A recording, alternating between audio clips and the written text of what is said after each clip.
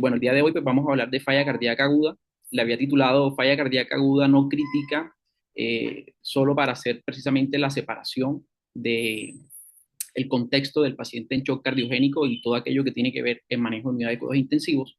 Y como esto se trata de medicina interna, pues hacer básicamente énfasis a lo que tiene que ver con la falla cardíaca aguda descompensada, que es el término correcto como lo encontramos en la literatura actualmente. Hay muchas, en los diferentes consensos o en la literatura, pues haciendo la búsqueda encontramos varias formas de llamarla: falla cardíaca aguda, falla cardíaca aguda descompensada, falla cardíaca descompensada. Solo que dentro de los consensos se ha hecho algunas precisiones, dado lo que queremos decir con alguno de estos términos, como es descompensada denotando la urgencia para las intervenciones, y agudo siendo un término un poco más debatido, dado la dificultad que puede haber en el reconocimiento agudo real de esa descompensación. Por lo tanto, el término correcto es falla cardíaca aguda descompensada. La definición de la misma abarca aquellos signos y síntomas de nuevo o empeoramiento de un diagnóstico previo de falla cardíaca. Este puede ser lo suficientemente grave como para que el paciente consulte a un servicio de urgencia o se hospitalice, y que genere inicio, que se genere con inicio o que genere el inicio o la intensificación del tratamiento endovenoso, en especial el diurético.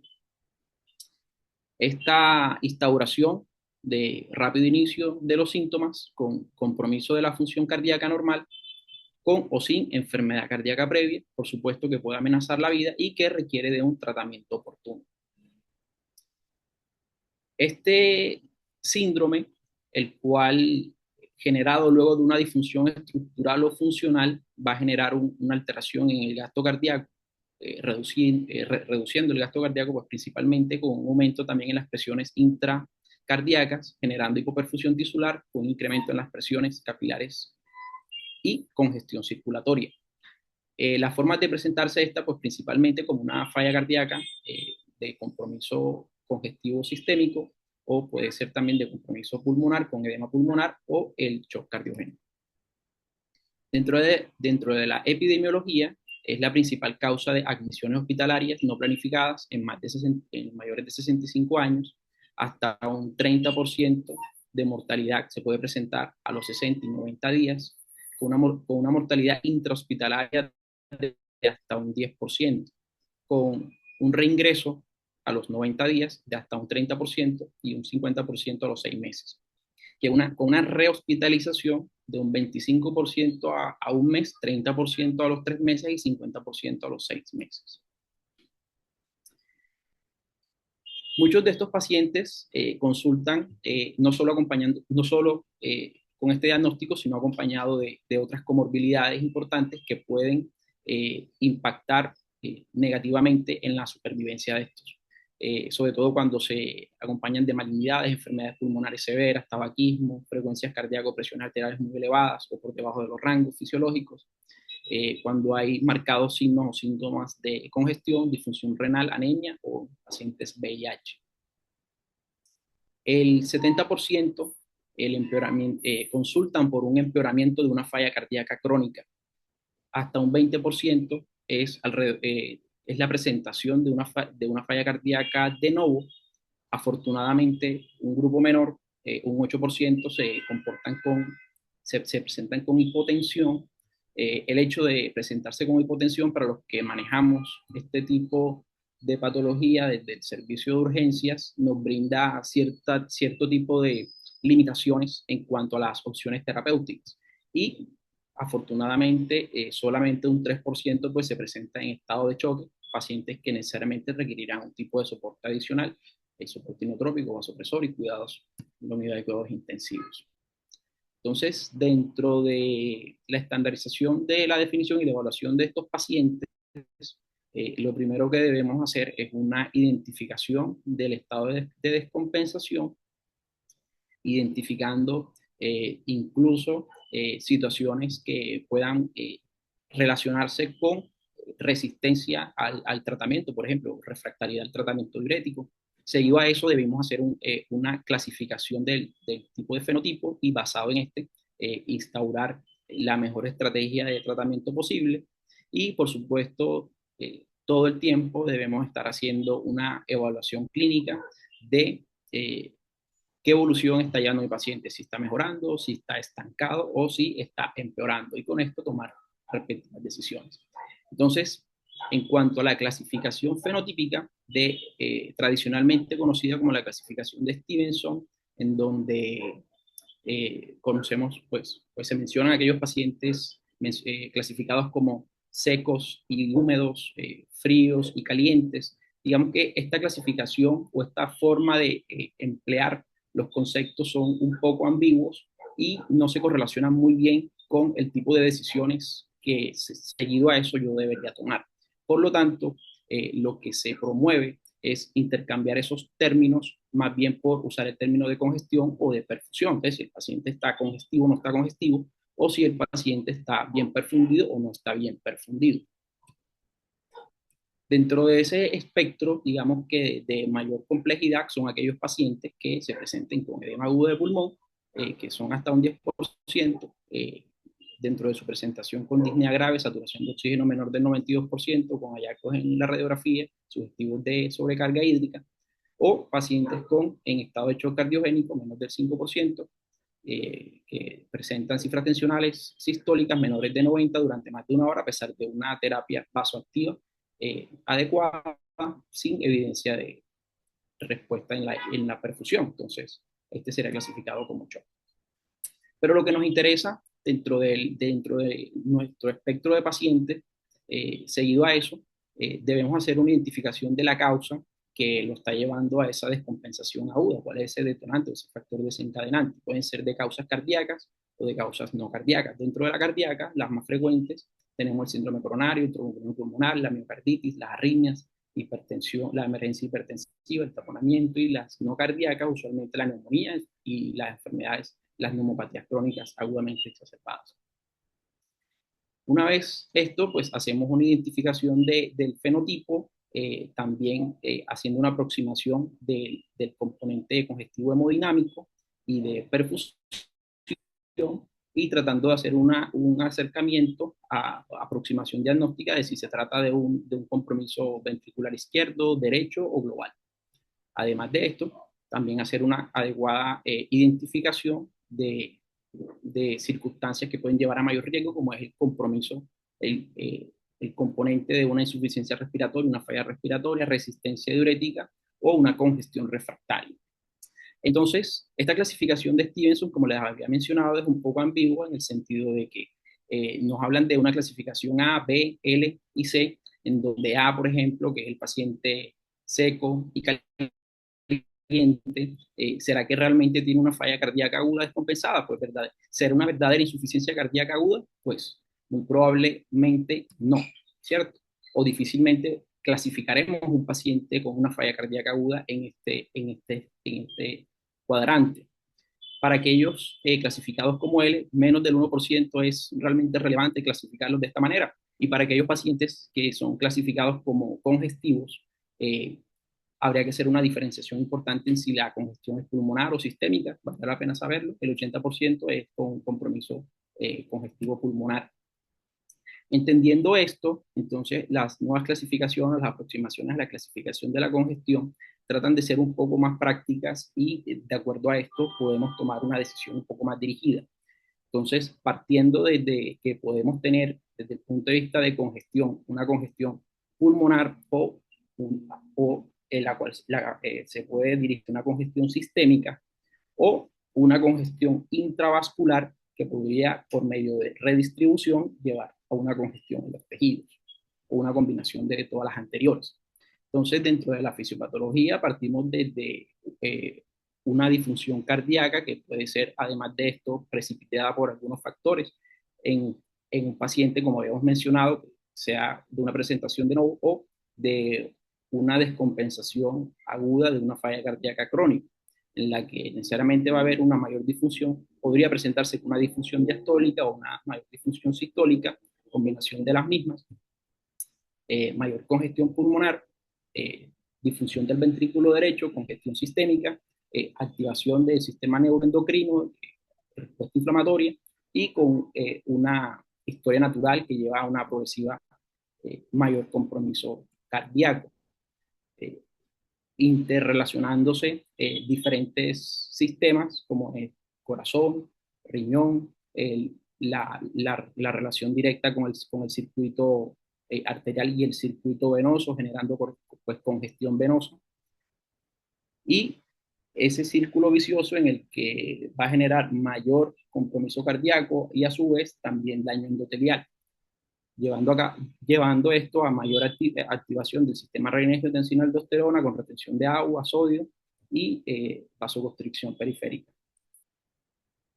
Dentro de los perfiles principales con los que se puede presentar entonces la falla cardíaca aguda descompensada, entonces tenemos el escenario del paciente con edema, con congestión pulmonar, con falla respiratoria y edema pulmonar, aquel paciente con congestión sistémica y el escenario del paciente en shock, que no es el motivo de reacción. Para aquellos pacientes con edema pulmonar, pues la identificación de ellos va a ser aquel paciente con insuficiencia respiratoria aguda que presenta el cuadro de taquipnea, usualmente con frecuencia respiratoria mayor de 25, hipoxémico, con aumento en el trabajo respiratorio y acompañado también de otros elementos dentro del examen físico característico del paciente con falla cardíaca y que podemos demostrar con imágenes, sea con radiografía, o sea con ultrasonido, o sea con mecanismos, pues con medios invasivos, confirmar el mecanismo fisiológico por el que se está produciendo lo anterior. Entonces, en cuanto a los factores desencadenantes, son múltiples los factores que pueden llevar a una descompensación aguda de falla cardíaca. Por lo tanto, vemos cómo puede haber, a pesar de que tienen muchas cosas en común, la presentación de cada paciente puede ser muy heterogénea y de ahí la importancia de conocer muy bien esto y conocer con cuántas caras se podía presentar un paciente con falla cardíaca aguda. Usualmente el factor desencadenante es un síndrome coronario, taquiarritmias, bradiarritmias, aumento excesivo de la presión arterial, falta de adherencia, infecciones, alteraciones metabólicas, eso es lo más frecuente, pero también puede ser llevado a cabo por tóxicos como alcohol y drogas, fármacos, un trombolismo pulmonar, cirugías o complicaciones perioperatorias, miocardiopatías asociadas a estrés, ACV o complicaciones mecánicas. De forma práctica, la guía nos propone este acróstico, el CHAMP, en el cual podemos identificar causas más frecuentes de insuficiencia cardíaca aguda, como es el síndrome coronario agudo, la emergencia hipertensiva, arritmias, causas mecánicas agudas y embolia pulmonar. Dentro de la presentación, está relacionado con una alta mortalidad la presentación cuando se acompaña de neumonía o isquemia coronaria o lesión renal. Parece tener menos tasa de mortalidad aquellos pacientes que tienen como antecedente la hipertensión, claramente no en rango de emergencia hipertensiva. Y es que el hecho de tener la presión un poco más alta nos da la oportunidad de tener un margen o un rango terapéutico mucho más amplio, como veremos a continuación. Y hasta un 40 o un 50% pues no se identifica un factor desencadenante. Puede haber una subrepresentación o un subreconocimiento de algunos tipos de pacientes en los que no es fácil a veces detectar los signos de congestión o los signos de hipoperfusión, que a veces no evaluamos cómo es la presión de pulso, por ejemplo, o la simple evaluación de tener unas extremidades frías o la intolerancia a los bloqueantes neurohumorales.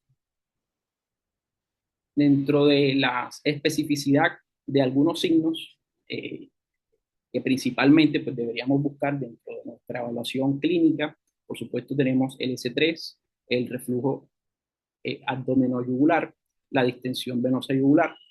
Otro signo importante que no está en esta tabla, también con una alta especificidad, el desplazamiento del punto de máximo impulso.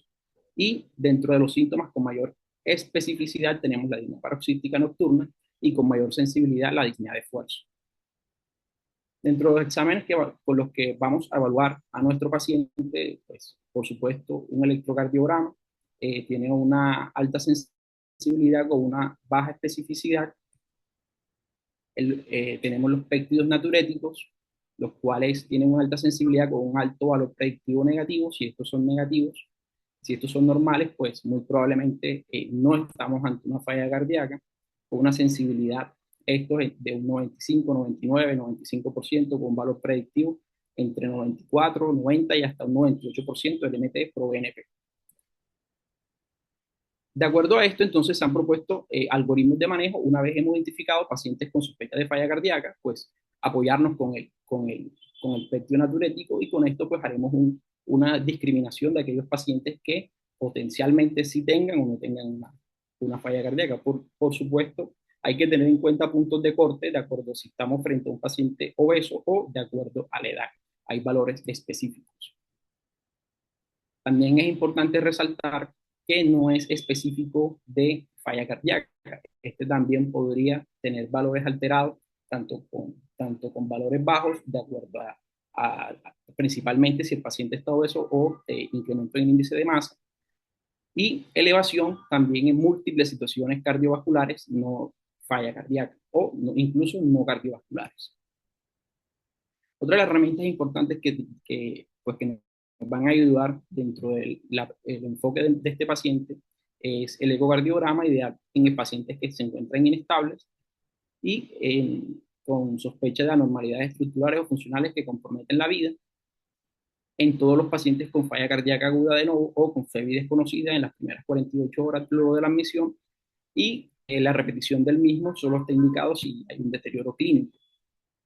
La radiografía de tórax, algo que tenemos disponible en la mayoría de urgencias, y todos pedimos la radiografía de tórax, todos queremos mirar la radiografía de tórax. Es importante para mirar diagnósticos diferenciales, y hasta un 20% es normal. Tiene una baja sensibilidad realmente para casi que todos los escenarios, pero tiene una alta especificidad cuando se encuentran anormalidades específicas. Pero el hecho de tener una radiografía normal no descarta el tener una falla cardíaca aguda descompensada.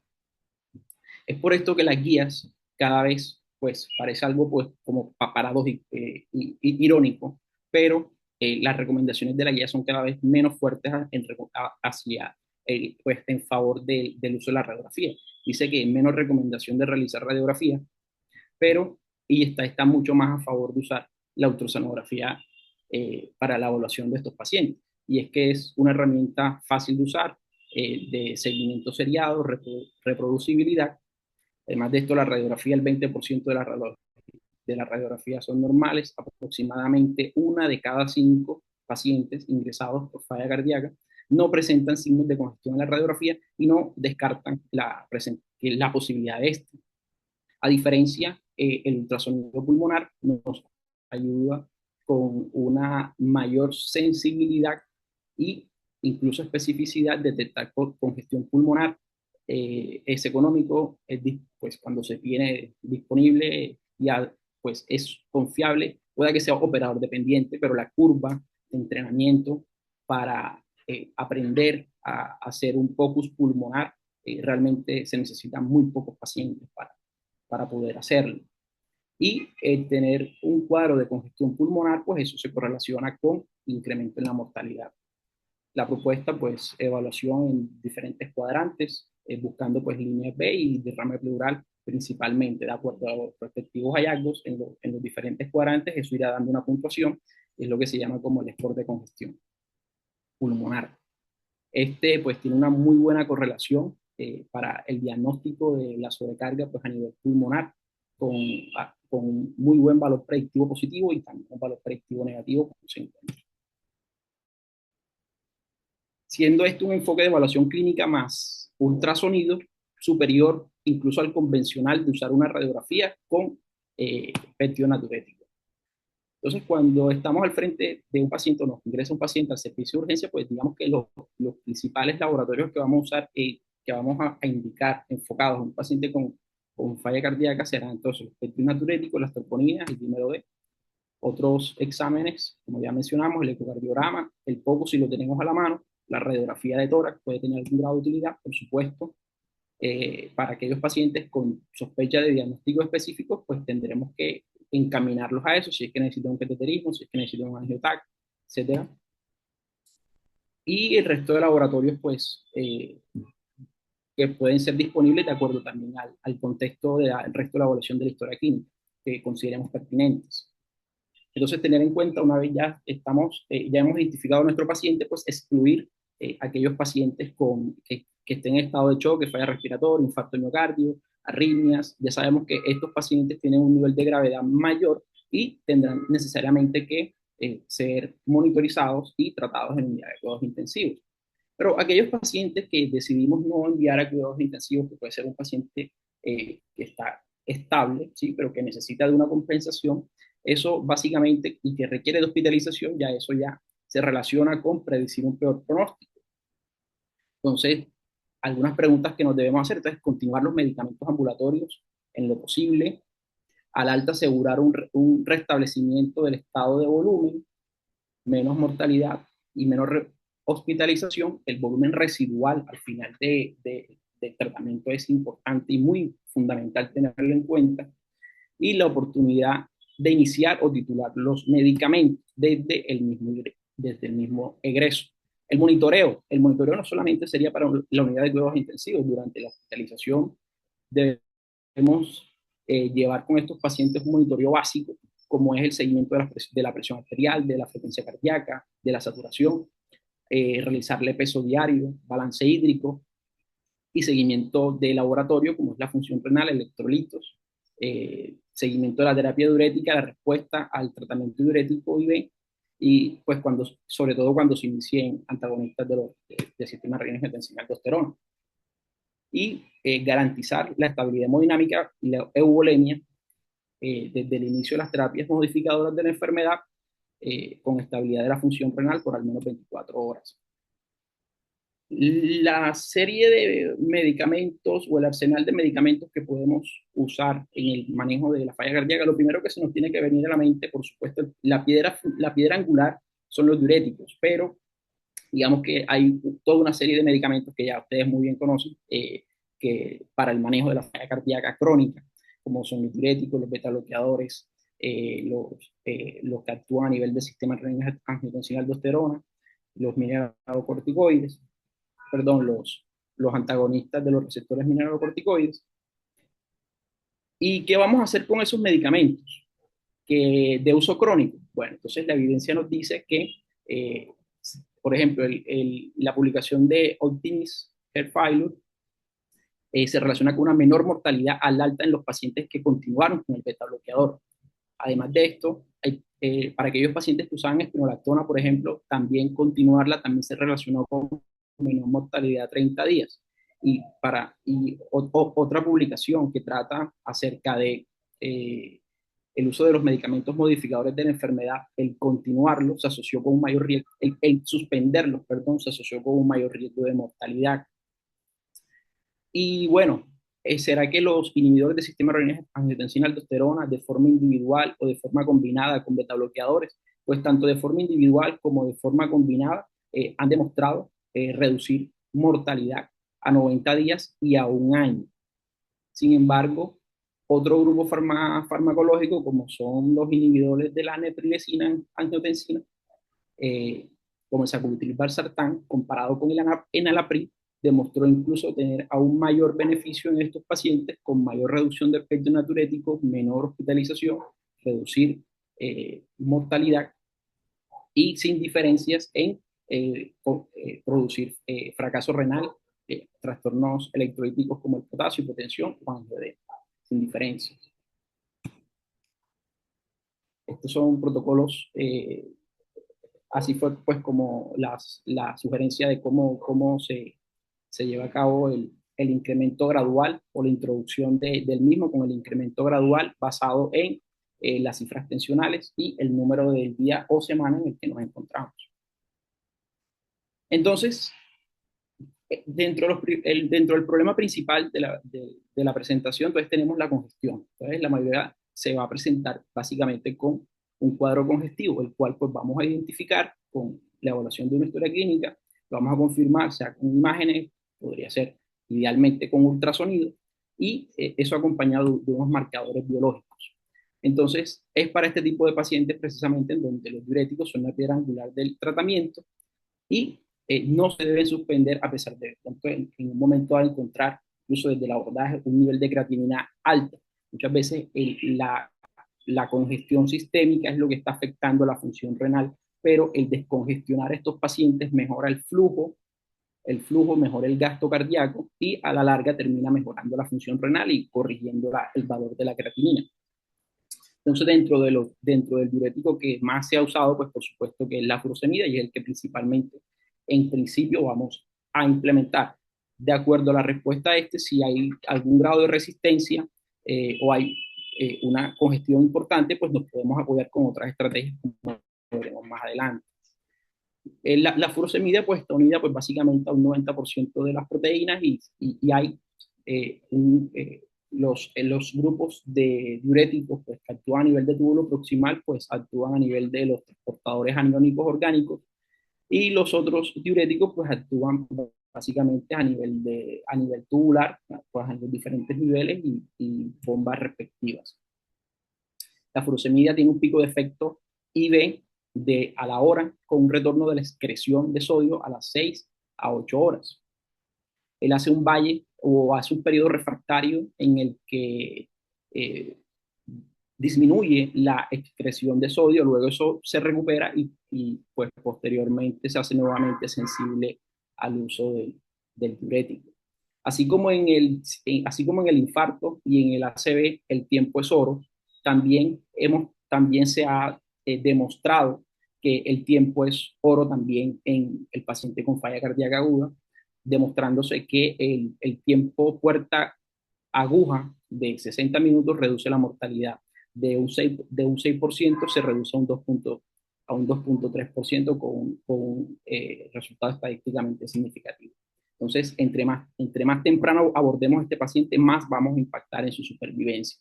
¿Y cómo lo vamos a hacer? Entonces, el diurético se ha estudiado si lo usamos en bolos, si lo usamos en infusión, si lo usamos en dosis alta o si lo usamos en dosis bajas.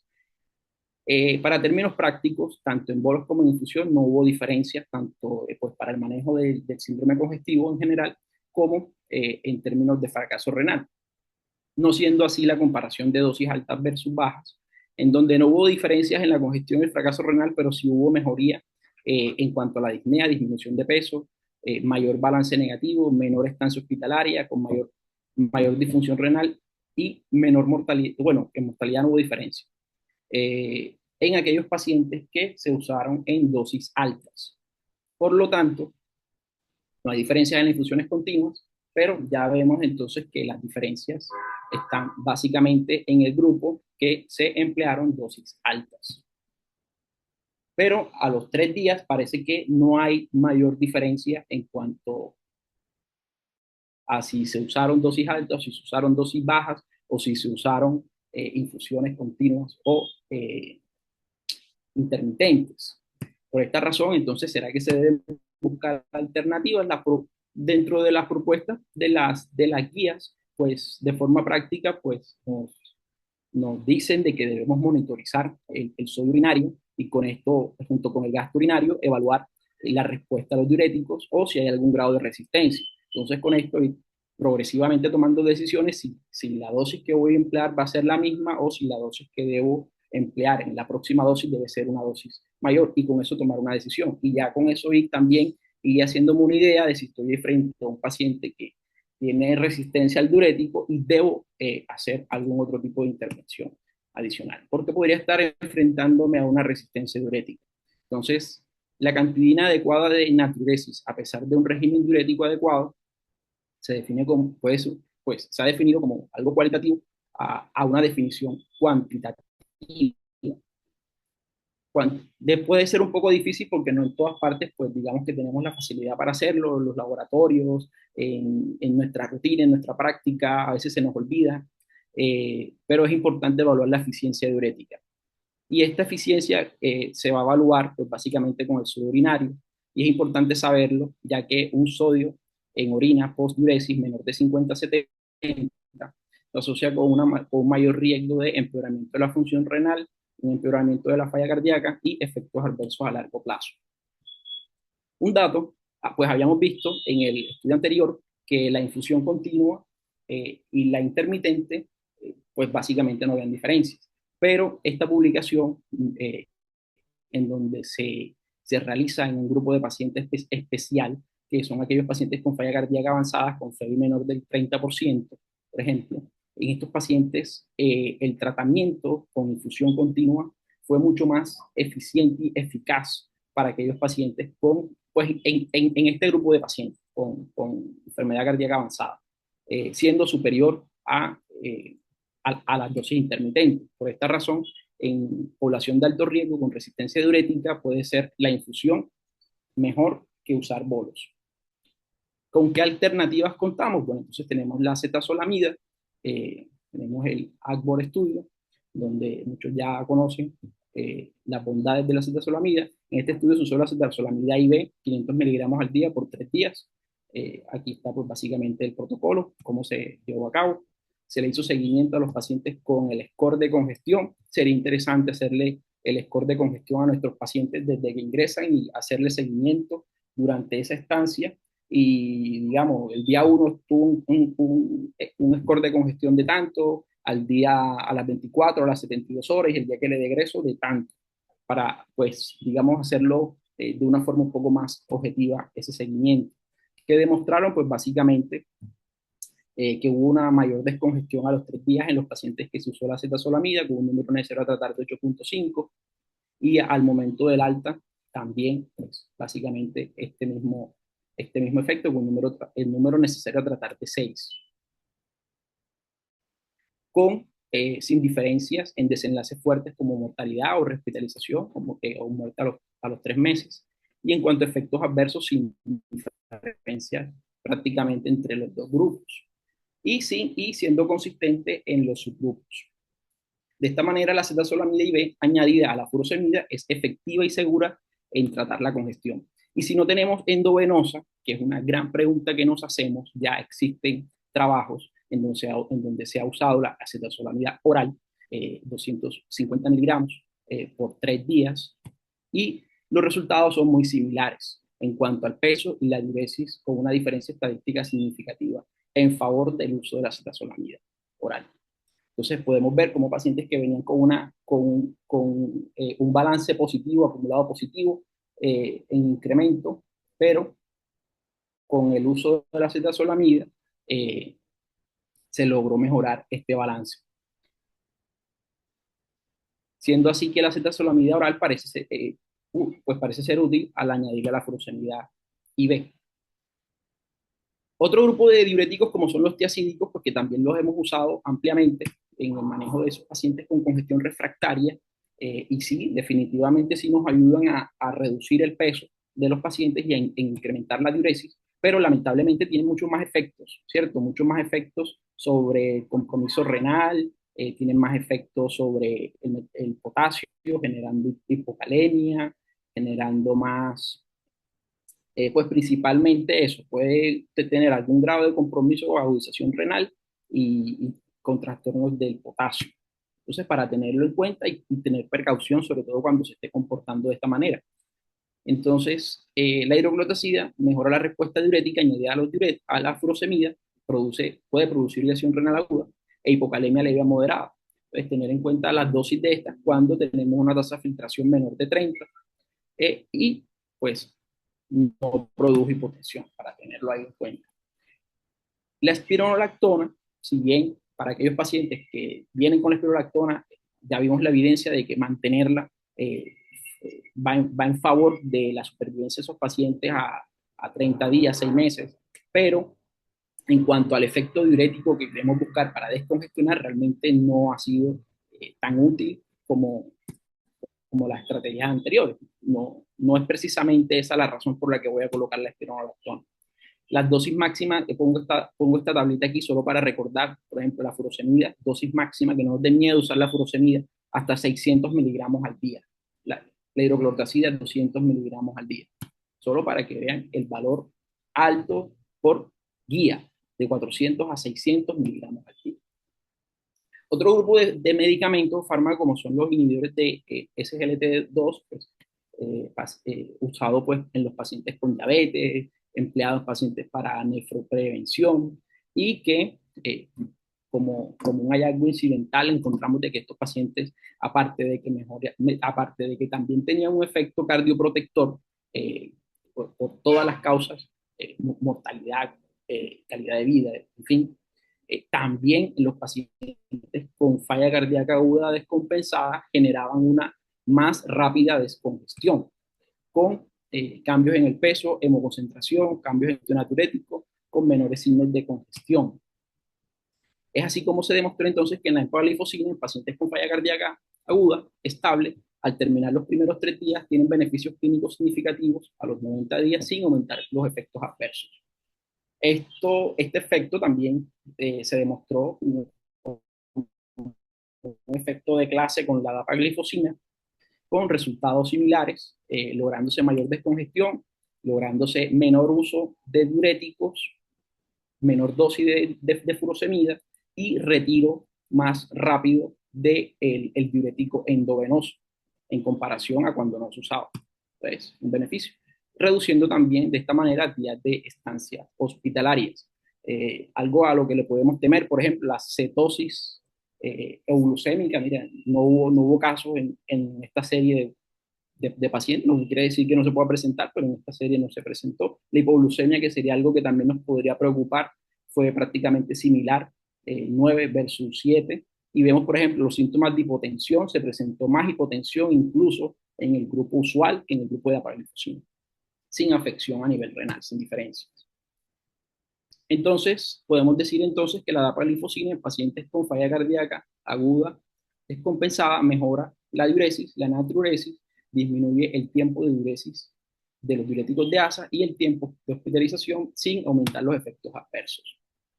Esto, digamos que cuando vemos esto nos imaginamos la unidad de cuidados intensivos, solamente lo menciono porque cuando estamos ante un paciente con falla cardíaca aguda, yo le digo a los estudiantes, a los compañeros, a los médicos, lo primero que se nos tiene que venir a la mente es la ventilación mecánica no invasiva. Por supuesto, no estamos hablando de paciente crítico, pero en algún momento podemos tener un paciente que no está tan crítico, pero que sí requiere de pronto una ayuda inicial en el servicio de urgencia mientras colocamos el diurético, ¿sí? ese momento de puerta aguja.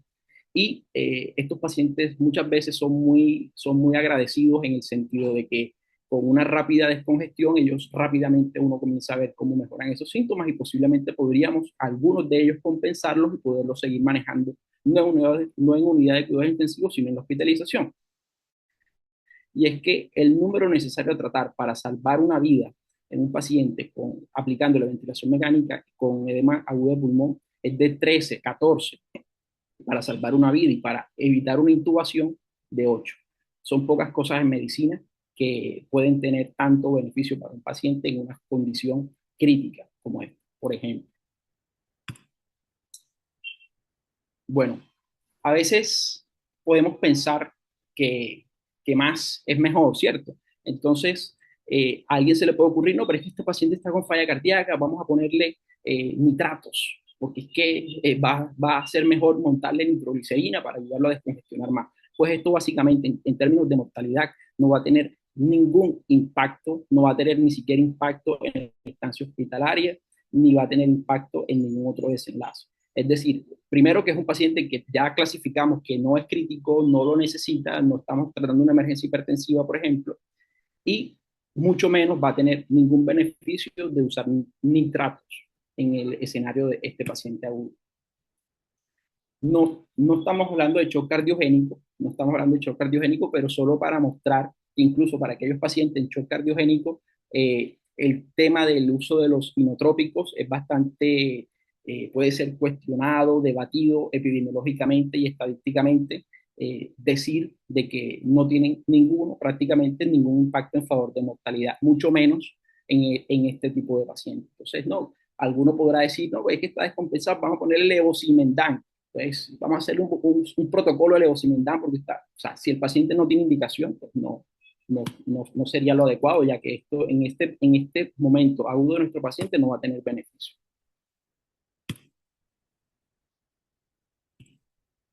Finalmente, digamos que a manera de resumen, podemos ver entonces dentro de las estrategias, en todas las fases del tratamiento, pues vamos a emplear diuréticos, ¿cierto? Diuréticos endovenosos inicialmente, luego iremos progresivamente destetando a diuréticos orales. Dentro del inicio, para aquellos pacientes que hemos detectado que tienen algún grado de resistencia, nos podemos apoyar con la acetazolamida. y seguido a ello, si persisten dificultades, podemos emplear inhibidores SGLT1, SGLT2, perdón, y en todas las fases del tratamiento, de ser posible, debemos emplear, continuar con la terapia modificadora, neurohumoral y los betabloqueadores.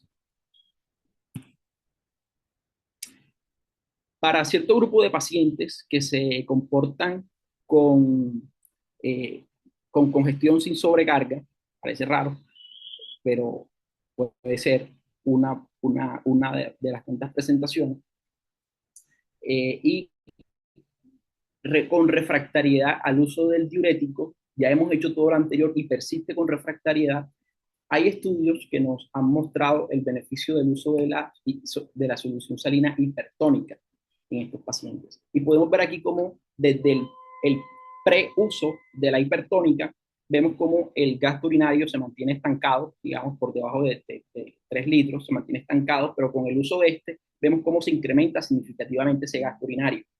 Y en cuanto al peso, vemos también cómo antes de usarlo, vemos cómo viene con un peso ahí estacionario, estancado, pero con el empleo de este vemos cómo rápidamente comienza este paciente a perder peso. Pero no para todos los pacientes, pero sí para aquellos pacientes que han demostrado tener una refractariedad al diurético, puede ser una alternativa